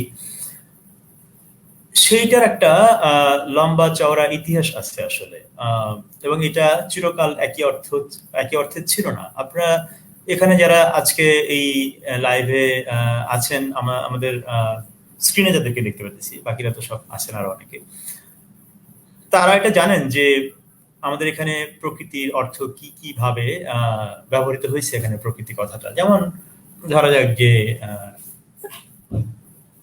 আমাদের যদি এই অঞ্চলের সাংখ্য দর্শনের কথা বলি, তো সেখানে প্রকৃতি একটা কনসেপ্ট বা প্রকৃতি একটা ধারণা বা একটা শব্দ, যেটার অর্থ কিন্তু আজকে যেটা আমরা নেচার বলি, গাছপালা, পাহাড়, নদী, নালা, পর্বত বলি, এই অর্থে এটা প্রকৃতি ছিল না। এরকম আরো অনেক রকম অর্থের রূপান্তরের এবং পরিবর্তনের ইতিহাসের মধ্যে দিয়ে আমরা এই শব্দটা এবং এই ধারণাটা চলতেছে। এবং সেই চলাটাকে যদি আমরা বিবেচনায় না নিই, তাহলে পরে আমরা আসলে আলাপটা ধরতে সমস্যা হবে। যেমন এমনকি পশ্চিমা দুনিয়াতেও ইংরেজি ভাষী যে জ্ঞান চর্চা জগতে আমরা এখন মানে প্রভাবিত আছি, সেখানেও যে ন্যাচারের যে আইডিয়া, সেটাও আসলে তার নিজের একটা পরিবর্তনের ইতিহাসের মধ্যে দিয়ে গেছে। আমরা এই দুইয়ের একটা মোটামুটি চাপের মধ্যে আছি। চাপের মধ্যে এই অর্থে যে ন্যাচারের যে ধারণা পশ্চিম প্রবাহিত হয়ে আমাদের এখানে আসছে, আর আমাদের এখানে প্রকৃতি বলতে আমরা যা বুঝে আসছি, এই দুইয়ের একটা জটিল সম্পর্কের মধ্যে দিয়ে আমরা এখন আমাদের ধারণাটা তৈরি করি। এই ধারণাটা তৈরি করার ক্ষেত্রে যে জটিলতাটা আছে, সমাধানের আলোচনা করতে গেলে এই জটিলতার সমাধানটা আগে করে নিতে হয়। এই কারণে আলাপটা বেশ লম্বা সময় দাবি করে, কিন্তু সেটা তো সুযোগ নাই। ভবিষ্যতে হয়তো সেটা আমাদের করতেও হবে। আর বাংলাদেশের লোকজন তত্ত্ব কথা শুনতে চায় না, ভাবে যে আতলামি দিয়ে কি হবে, কাজের কথা বলেন। হ্যাঁ, তো কাজের কথা যে আসলে আতলামিরই কথা, সেইটা আসলে আমাদের এখানে একটা সমস্যা তৈরি হয়েছে। একটা মানে, আর যদি পশ্চিমা ডিগ্রিওয়ালা লোকজন বলে, তাহলে আবার খুব শুনতে চায় আর কি। এটা একটা সমস্যা। এই সমস্যা আমাদের সমগীতে নাই বলেই সমগীতকে আমি ভালোবাসি, বুঝছেন না? তো হ্যাঁ, তো এখন এই যে বললাম যে প্রকৃতির ধারণার যে বিবর্তন, ন্যাচারের ধারণার যে ঐতিহাসিক পরিপ্রেক্ষিত, এইগুলো যদি মাথায় রেখে আমরা আলাপটা শুরু করি, তাহলে পরে আমাদের আলাপটা আগাবে। প্রথমে বলি যে আমাদের প্রকৃতি এবং প্রকৃতি সম্পর্কে আমাদের বোঝাপড়া কয়েকটা কথা দিয়ে বোঝা যায়। যেমন আমরা অনেক সময় বলি যে প্রাকৃতিক এবং সাংস্কৃতিক, এই যে আমরা ভাগ করলাম, এই ভাগের মধ্যেই আমাদের সেই জ্ঞানগত রূপান্তরের ইতিহাসটা লুকায়িত আছে। কি প্রাকৃতিক আর কি সাংস্কৃতিক? সংস্কৃতি জিনিসটা কি? প্রকৃতি এবং সংস্কৃতি, এই যে দুইটা ভাগ করি আমরা, এই দুই ভাগ করার পেছনের ইতিহাসটা কি? এই ভাগের মধ্যে কোন ধরনের আমাদের সামাজিক, ঐতিহাসিক এবং জ্ঞানগত ইতিহাস মানে অভিজ্ঞতার যে জার্নি, সেটা ধরা আছে। এই জায়গাটা একটা জটিল একটা কি বলা হয় যে আমরা ঐতিহাসিক সাংস্কৃতিক সংকটের মধ্যে দিয়ে আমরা যাইতেছি। আমরা প্রকৃতি এবং সংস্কৃতির এই যে দ্বিবিভাজন এবং জোর বিপরীত বা বাইনারি, এই বাইনারিটা মূলত তৈরি হয়েছে প্রধানভাবে, প্রভাবশালীভাবে জগতে হাজির আছে, যেই কারণে সেটার নাম আমরা বলতে পারি যে পশ্চিমা বর্ণবাদী ঔপনিবেশিক আধুনিকতা। এই এতগুলো শব্দ একসঙ্গে না বললে এটা বুঝতে পারবো না। পশ্চিমা বর্ণবাদী ঔপনিবেশিক আধুনিকতা, এইটা আমাদেরকে জগৎ বুঝতে নতুন একটা জ্ঞান কাঠামো, জ্ঞান ব্যবস্থার মধ্যে ঢুকাইছে। আমরা ঢুকে গেছি, আমরা যেটাকে আমরা বলি যে আমরা উপনিবেশিত হয়েছি জ্ঞানগত ভাবে। তো আমরা এই যে, এটা লম্বা করা যাবে না আলাপটা, কিন্তু সংক্ষেপে এটা বলি যে এই যে প্রকৃতি এবং সংস্কৃতি, আমি আবার স্ক্রিনে সবাইকে দেখতে পাইতেছি না, প্রকৃতি এবং সংস্কৃতি এই বিভাজনটা করার ক্ষেত্রে এই পশ্চিমা ঔপনিবেশিক বর্ণবাদী আধুনিকতা এবং তার যে অর্থনৈতিক মডেল, যার নাম আমরা বলি পুঁজিবাদ, এই পুঁজিবাদটা মূলত দাঁড়ানো ঔপনিবেশিক বর্ণবাদী ঐতিহাসিকতার উপরে। তো সেইটা মূলত জগৎকে যেভাবে ভাগ করে দিছে, সেই ভাগের উপরে আমরা জগৎকে এখনো দেখি, এই যে বাইনারি প্রকৃতি সংস্কৃতি। এবং এই কারণে এটা একটা মডার্নিটির, আধুনিকতার সংকট। আহ, এই সংকটটার সঙ্গে এই পুঁজিতান্ত্রিক সভ্যতার বিকাশের পুরো ইতিহাসটা যুক্ত। এই সংকটের সঙ্গে ঔপনিবেশিক যে জগৎ দৃষ্টি সেটা যুক্ত। ফলে যখন আমরা বলবো যে আমরা প্রাণ প্রকৃতি এসবের সমস্যা কেমনে দূর করব, কেমনে আমরা ইত্যাদি ইত্যাদি করব, সেইটার মানে আসলে ধরতে হবে, মানে বুঝতে হবে যে আমাদের যে আমরা কোথায় এখানে বিচ্ছিন্নতা হইলাম কিভাবে, এই বিচ্ছিন্নতাটা আমরা বুঝি কি কি দিয়া, কোন কোন বর্গ কোন কোন ধারণা দিয়ে আমরা এই পার্থক্যটাকে আমরা আলাপের মধ্যে নিয়ে আসি, চিন্তার মধ্যে নিয়ে আসি। এই ইতিহাসটা খুবই জরুরি। এবং এই যে ইতিহাসটা, এটাকে আমি বলতেছি যে আমাদের জ্ঞানগত যে ঔপনিবেশিকতার ইতিহাস, সেই ইতিহাসটাকে আমরা প্রথমত একবার ভেবে নেওয়া দরকার। এরপরে আমরা আলাপ করতে পারবো যে এখান থেকে আমরা কিভাবে বের হব। তো আমরা যদি ধরেন ছোট করে বলি এভাবে যে আমরা আরো কয়েকটা জোর বিপরীত দিয়ে আমরা জিনিসটা বুঝতে পারি। যেমন আমরা সভ্যতা, বর্বরতা, আলো, অন্ধকার, নারী, পুরুষ, হ্যাঁ, আবেগ, যুক্তি, হ্যাঁ, এই যে নানা রকম আমরা জোর বিপরীত দেখি জগতে, আমাদের জগৎ বুঝতে যেসব বাইনারি বা জোর বিপরীত আমরা ব্যবহার করি, এ সবই প্রধানভাবে এই ঔপনিবেশিক বর্ণবাদী পুঁজিতান্ত্রিক আধুনিকতার যে জগৎ ব্যবস্থাপনা তার ভিত্তি হিসেবে কাজ করে।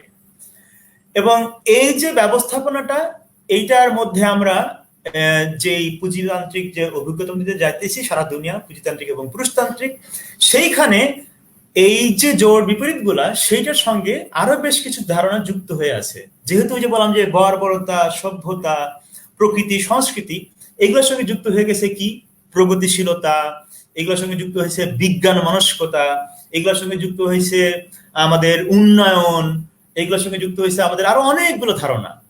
এই ধারণাগুলো যেহেতু প্রভাবশালী এবং জগৎকে আমরা এইভাবেই দেখি, এই ধারণাগুলোর মধ্যে বন্দী থেকে, ফলে আমরা আসলে যখন সমাধান চিন্তা করি, সবার আগে আমরা ধরে নিই যে প্রকৃতির নিজের প্রকৃতি হচ্ছে আমরা জয় করব, অথবা প্রকৃতিকে আমরা বন্ধু বানাবো, অথবা আমরা প্রকৃতির অংশও, এটাও এখনকার অনেক চিন্তা শুরু হয়েছে। কিন্তু যেই ঔপনিবেশিক আধুনিক জগৎ ব্যবস্থাপনা, জগৎ দৃষ্টি দিয়ে এই সমস্যার শুরু, সেই দৃষ্টিভঙ্গি, বিশ্লেষণের পদ্ধতি, জ্ঞান ব্যবস্থাকে প্রশ্ন না করে আমরা আসলে সমাধানের আলাপটা করতে পারবো না। এই কারণে হচ্ছে যে প্রকৃতি সংস্কৃতির যে বাইনারি, যে জোর বিপরীত, এইটাকে আগে আমাদের ঐতিহাসিকভাবে বুঝে নেওয়া দরকার। একটা কথা কপিল ভাই বলতেছিলেন যে এই যে আমরা যখন বাংলার সংস্কৃতি আন্দোলন করছি, বা আমরা যখন সর্বপ্রাণ সাংস্কৃতিক শক্তি করছি, বা ইত্যাদি ইত্যাদি, আমাদের সংস্কৃতি কথাটা যেদিন আমরা বাদ দিতে পারবো, বাদ পড়ে যাবে। আমি বলতেছি যে এইটা আসলে এই বাদ পড়াটা একটা ঐতিহাসিক, আমাদের সামাজিক, জ্ঞানগত, ব্যবস্থাগত রূপান্তরের প্রশ্ন। এইটা শুধুমাত্র আমাদের শব্দ বাদ দেওয়ার বিষয় কিন্তু নয়, বলবে সেটা বলো না, জাস্ট আমি আমার কথা বলতেছি। তো এই যে রূপান্তর, এই রূপান্তরটা হবে কিভাবে?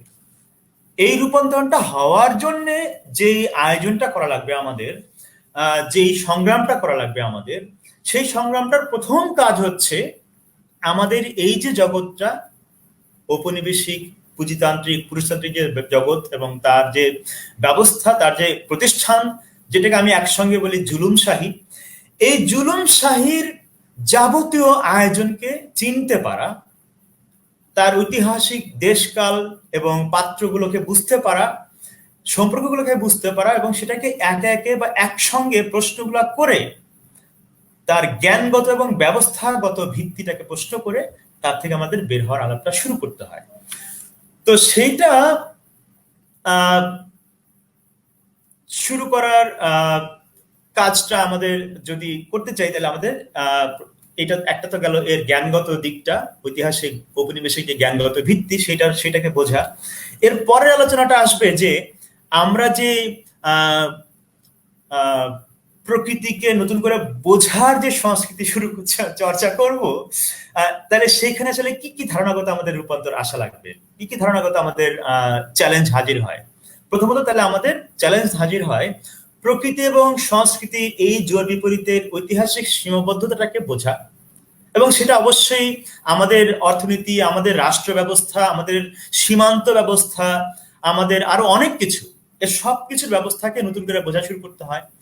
আমাদের কাজ ভাবা শুরু করতে হয় যে প্রকৃতিকে আমরা জয় করব, যেটা ঔপনিবেশিক ধারণা, জগৎ ধারণার মধ্যে আছে যে প্রকৃতিকে জয় করতে হবে, প্রকৃতির সঙ্গে বন্ধুত্ব করতে হবে, প্রকৃতির সঙ্গে, এ সবই কিন্তু আধুনিক একটা ধারণা।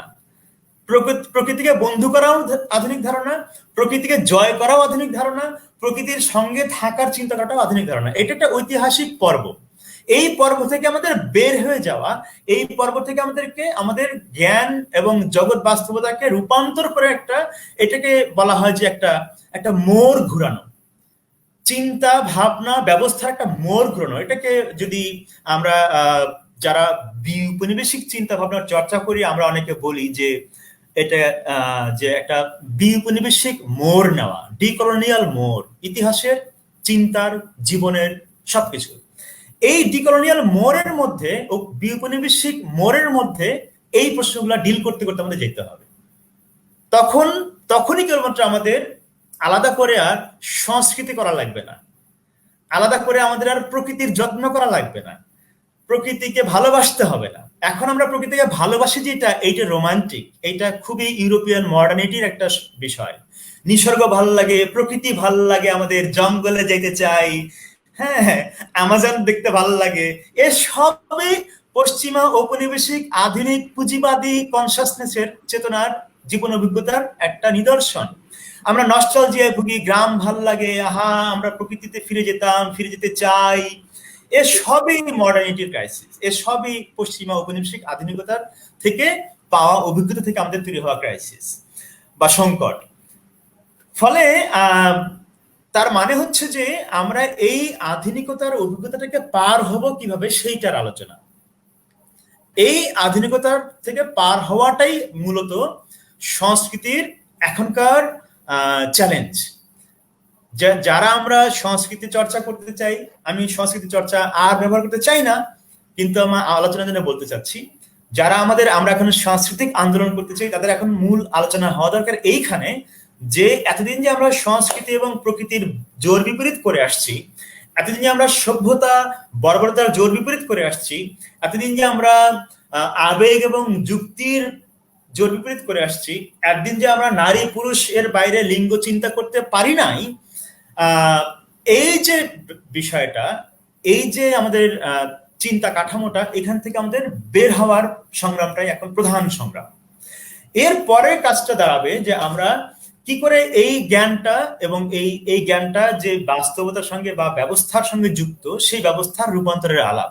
তো সেই রূপান্তরের আলাপটা মূলত আমরা যেটাকে বলি যে সমাজ এবং রাষ্ট্র এবং দুনিয়া এবং এই পুরো বিশ্ব ব্যবস্থা পরিবর্তনের সংগ্রাম।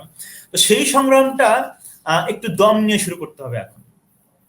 দমটা এই যে আসলে আমরা এতদিন ধরে যা বুঝে আসছি সংস্কৃতি চর্চা বলতে, এতদিন যা বুঝে আসছি রাজনীতি করা বলতে, এতদিন যা বুঝে আসছি আমরা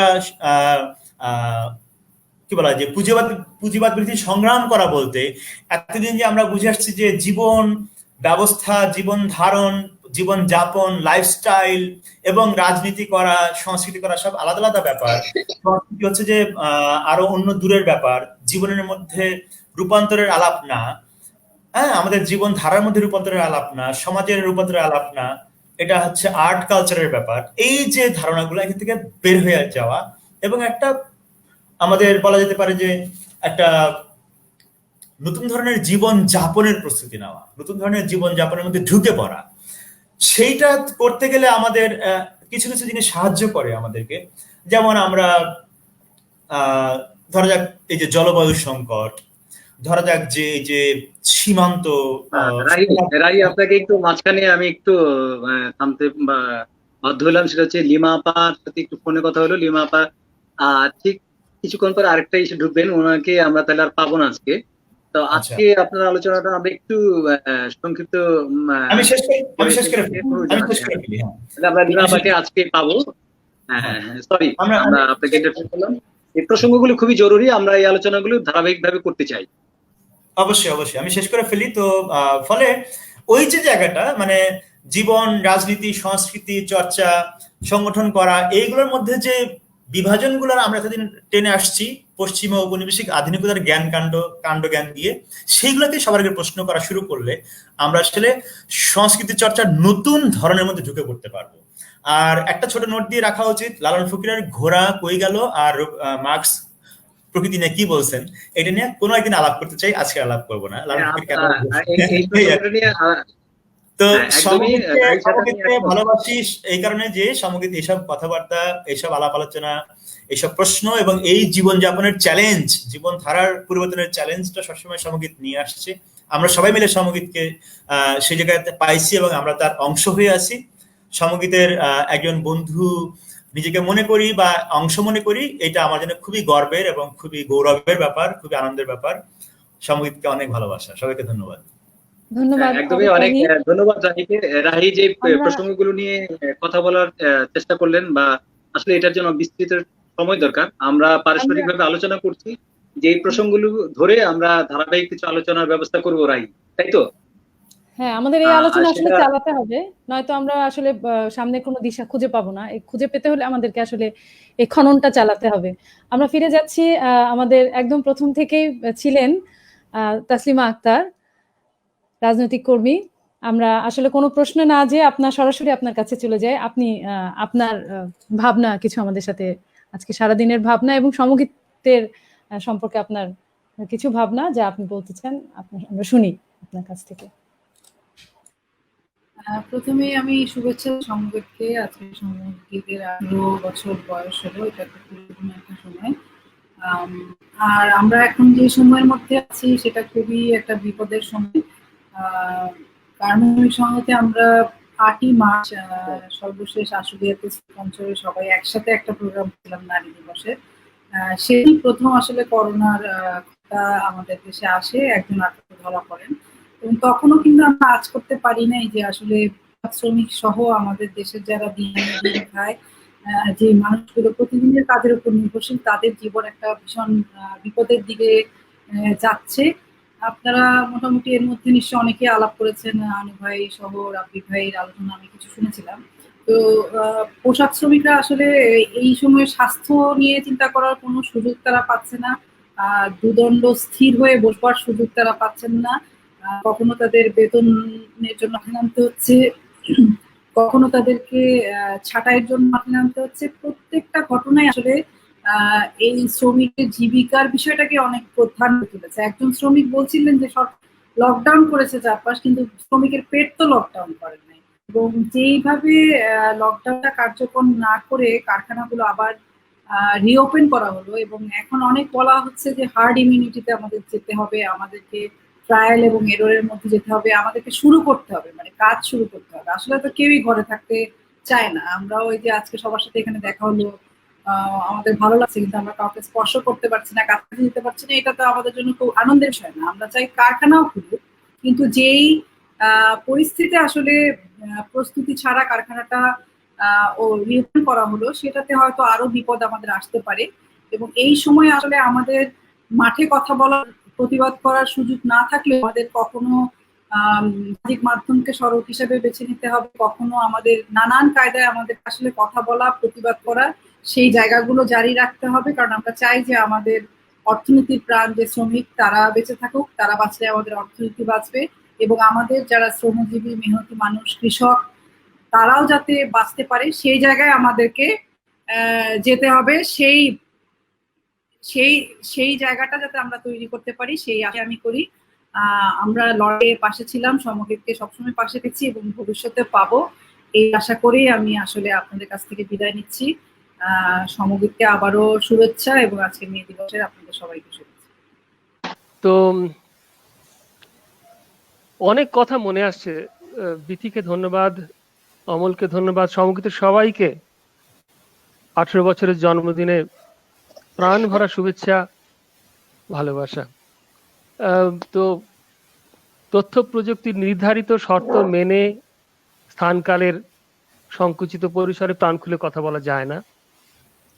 হাতে হাত রাখা নেই, কোলাকুলি নেই, গলাগুলি নেই। প্রিয় মুখগুলোর দিকে যে একটু বেশিক্ষণ ধরে তাকিয়ে থাকবো তার উপায়। তো কি আর করা, আম, আমার সমকিতের সঙ্গে যোগাযোগ হচ্ছে সম্ভবত 2007-এ। আমি চাকরি সূত্রে 2005-এ বাংলাদেশে আসি। কয়েক বছর থাকার আমার ছিল। 2007-এর সম্ভবত শীতে, সেটা ছিল মানিকগঞ্জ। মাইক্রোফোনটা সরে যাচ্ছে, পার্থদা মাইক্রোফোনটা সরে যাচ্ছে। হ্যাঁ, সেটা ছিল 2007-এর শীতে মানিকগঞ্জে একটা অনুষ্ঠান আমি সমকিতের সঙ্গ লাভ করেছিলাম, মানে আমাকে ওরা আমার মনে আছে সমকিত স্টেজে গাইছে ছিছি আমেরিকা, আর সারা মাঠ জুড়ে অসংখ্য মানুষ নাচছে, হাততালি দিচ্ছে, আনন্দ করছে, মেতে যাচ্ছে একদম। তো আর মনে আছে আমার খুব সম্ভবত রাহিও গেয়েছিলেন সেই অনুষ্ঠানে। আর সে রাতে আমরা অন্ধকার রাতে হেঁটে হেঁটে গিয়েছিলাম রাকাদের বাড়ি গ্রামে। ভীষণ কুয়াশা ছিল, ভীষণ কুয়াশা। আজকে আমি একটু স্মৃতি কাতর বা স্মৃতি তাড়িত হয়ে পড়ছি, মনে পড়ে যাচ্ছে অনেকগুলো কথা, সেই জন্য মনে পড়লো, বলতে ইচ্ছে হলো। তো সেই ছিল সমকিতের সঙ্গে আমার প্রথম কাছাকাছি আসা আর কি। তারপরে আরো বেশ কয়েকটা জায়গায় বেশ কয়েকবার সমকিতের সঙ্গে আমি সঙ্গী হয়েছি। মনে পড়ছে রাতের গুল, সিলেট, মনে পড়ছিল আরো অনেকগুলো জায়গার কথা। তো যাই হোক, তারপর থেকে একটা জিনিস বরাবরই লক্ষ্য করেছি, সমগীত মূলত একটা পরিবার। আমি লক্ষ্য করেছি এবং শুধু লক্ষ্য করেছি, আমার ভীষণ ইচ্ছা হতো এই পরিবারের একজন হয়ে যেতে। তো সবাই আমাকে খুব আন্তরিকভাবে গ্রহণ করেছিলেন। আমারও তখন সময় কাটতো সমগীতের বন্ধুদের দিকে তাকিয়ে। আর আমার মনে পড়ছে আরো 2015 সালে যখন আমরা এখানে পেয়েছিলাম। মাইক্রোফোনটা আরেকটু সরেছে কাছে, সচেতনভাবে একটু রাখতে হবে কাছে। আমার মনে পড়ছে 2015 সালে আমরা যখন সমগীতকে নৈহাটিতে এখানে পাই, আমাদের Naihati institute of science and culture এবং মঞ্চের উদ্যোগে আমরা সমগীতকে আহ্বান করেছিলাম। সমগীতের প্রায় 12-13 জন সদস্য সবাই এসেছিলেন এবং আমাদের এখানে অনুষ্ঠান করেছেন, একাধিক অনুষ্ঠান করেছেন এবং সবাইকে শুধু যে গান গেয়ে আনন্দ দিয়েছেন তাও নয়। আর একটা কথা বিশেষভাবে বলতে চাই, সেই অনুষ্ঠানে সমগীতের সঙ্গে আমরা আমাদের চিন্তাকে মেলাতে পেরেছিলাম, এক জায়গায় আসতে পেরেছিলাম পরিবেশের প্রশ্নে। বিশেষ করে সমগীত মঞ্চে দাঁড়িয়ে গেয়েছিলেন গো ব্যাক এনটিপিসি। আমাদের জনসাধারণ শ্রোতারা সেই গান শুনেছিলেন, আমরাও গলা মিলিয়েছিলাম। সেইটা আমার কাছে একটা অত্যন্ত গুরুত্বপূর্ণ বিষয়, যে সময়, কাল, স্থান পেরিয়ে গিয়ে আমরা যে একটা কজকে আন্তর্জাতিক করে তুলতে পেরেছিলাম সহমর্মিতা দিয়ে, সেটা ছিল একটা অত্যন্ত বড় অ্যাচিভমেন্ট আমার কাছে। তো আর একটা জিনিস যেটা লক্ষ্য করেছি, যেটা আমার গুছিয়ে বলতে পারবো কিনা জানি না, প্রকৃতি, প্রাণ, পরিবেশ বললাম, কিন্তু প্রকৃতির যে সমগ্রতা, তার যে অংশ আমরা একটা অংশ, এবং সেই অংশ হিসেবে এবং একজন আমরা চিন্তাশীল প্রাণী হিসেবে